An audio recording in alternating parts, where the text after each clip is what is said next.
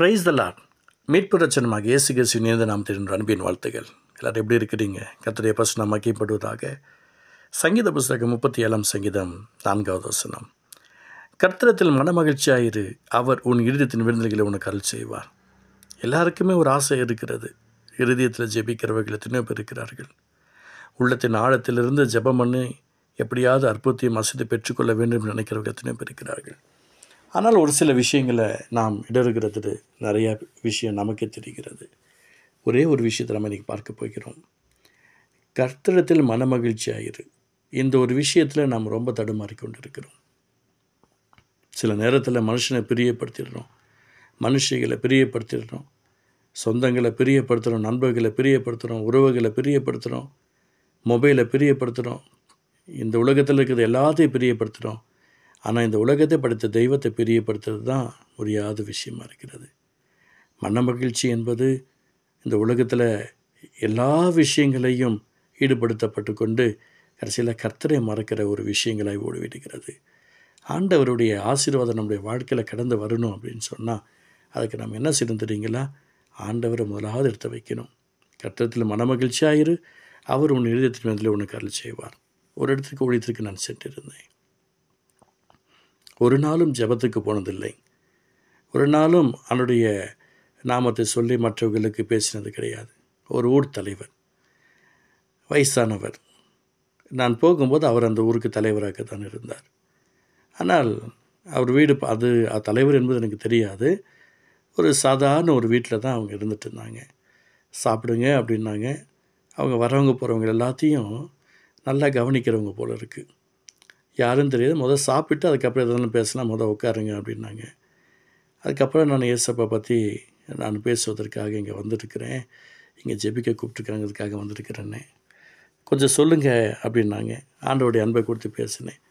அவருக்குள்ளே விசுவாசம் வந்தது. அப்போ அவங்க சொன்னாங்க, எங்கள் ஊரில் மழை பெய்யுமா அப்படின்னாங்க. இது தரித்திரம் பிடிச்ச ஊர், மழையே வரமாட்டேங்குது. நான் சொன்னேன், நான் இந்த ஊரை விட்டு போன பின்பு மழை வரும்.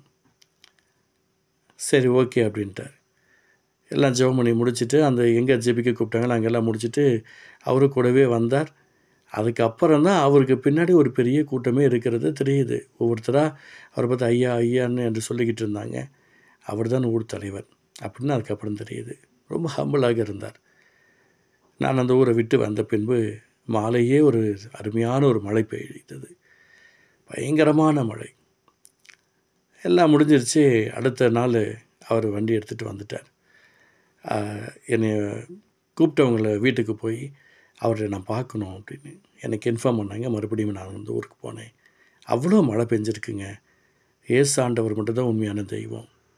அவர்கிட்ட ரொம்ப நேரம் பேசுனதில்லை, சர்ச்சைக்கு போனதில்லை, எதுவும் பண்ணதில்லை. இயேசு மட்டும்தான் தெய்வம். எவ்வளோ நேரங்களில் நான் எவ்வளவோ காரியங்களை பார்த்துருக்கிறேன். ஆனால் உண்மையான தெய்வம் இயேசு மட்டும்தான் என்பதை நான் இப்போ நம்புகிறேன். என் வாழ்க்கையை ஏசப்பாக்கே ஒப்பு கொடுக்குறேன் அப்படின்னு சொன்னார். ஒரே ஒரு மழையில் எவ்வளோ அற்புதங்கள், அதிசயங்கள் நம்ம பெற்றிருக்கிறோம். ஆச்சரியமான ஆசிரியங்களை பெற்றிருக்கிறோம். ஆனால் கர்த்தரிடத்தில் மனமகிழ்ச்சியாக இருக்கிற விஷயங்களில் இல்லாமல் போயிட்டோம். எப்படிங்க நீங்கள் நம்புறீங்க அப்படின்னு நான் சொல்லி கேட்டேன். நீங்கள் சொன்னதுக்கப்புறம் என் மனசு அப்படியே தோணிக்கிட்டே இருந்துச்சு. ஏசு ஆண்டவர் தான் மெய்யான தெய்வம்னா இன்றைக்கி மழை வரணும்னு சொல்லிட்டு நான் ஆண்டவரையே நினச்சிக்கிட்டு இருந்தேன். அந்த ஆண்டவர் தான் எனக்கு அருள் புரியணும். என் ஜனங்கள்லாம் கஷ்டப்படுறாங்க, எங்கள் ஆடு மாடெல்லாம் கஷ்டப்படுறாங்க, எங்கள் ஊரெல்லாம் கஷ்டப்பட்டுருக்குது, நான் இருக்கிற அந்த ஏரியா முழுக்க கஷ்டப்பட்டுருக்குறாங்கன்னு சொல்லி நான் ஆண்டவர்கிட்ட மன்றாடினேன் அப்படின்னு அவர் சொன்னார். எனக்கு பிரியமானவர்களே, தன்னுடைய ஊருக்காக, தன்னுடைய உறவுகளுக்காக, தன்னுடைய ஜனங்களுக்காக, மிருகஜீவங்களுக்காக இவ்வளோ கஷ்டப்பட்ட அவருடைய விண்ணப்பத்திற்கு ஒரே நல்ல கர்த்தர் பதில் கொடுத்தாரு. நம்முடைய உறவுகளுக்கு, நம்முடைய குடும்பங்களுக்கு, நம்முடைய சொந்தங்களுக்கு, நம்ம கூட படிக்கிறவங்களுக்கு, வேலை செய்கிறவங்களுக்கு ஆண்டவருடைய அன்பை ருசி பார்ப்பதற்கு நாம் என்ன செய்து கொண்டிருக்கிறோம்? கர்த்தரிடத்தில் மனமகிழ்ச்சியாயிரு, அவர் உன் இருதயத்தின் வேண்டுதல்களை உனக்கு அருள் செய்வார் என்று ஆண்டவர் தெளிவாக பேசியிருக்கிறார். எனக்கு பிரியமானவர்களே, உள்ளத்தின் ஆழத்திலிருந்து மன்றாடுங்க, கண்ணீர் வடிங்க. ஒரு வேளை உங்களுக்கு வாய்ப்பு கிடைச்சா உபவாசம் பண்ணுங்க.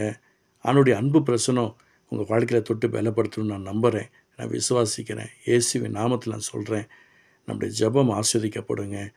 இதை கேட்டுட்ருக்கிற நீங்கள் யாராக இருந்தாலும் சரி, உங்கள் குடும்பத்தில் ஒரு நன்மை உண்டாகிற வரைக்கும் உங்களை மாற்றிக்கொண்டு ஆண்டவர் சமூகத்தில் மகிழ்ச்சியாக காத்திருங்கள். அற்புதங்களை பெற்றுக்கொள்வீர்கள். அன்பு தகப்பனே, இந்த வார்த்தை மூலமாக ஆசீர்வதிப்புக்காய் ஸ்தோத்திரம். கிருபை தாங்கட்டும், நன்மை செய்யும். இயேசு நல்ல பிதாவே. ஆமென், ஆமென்.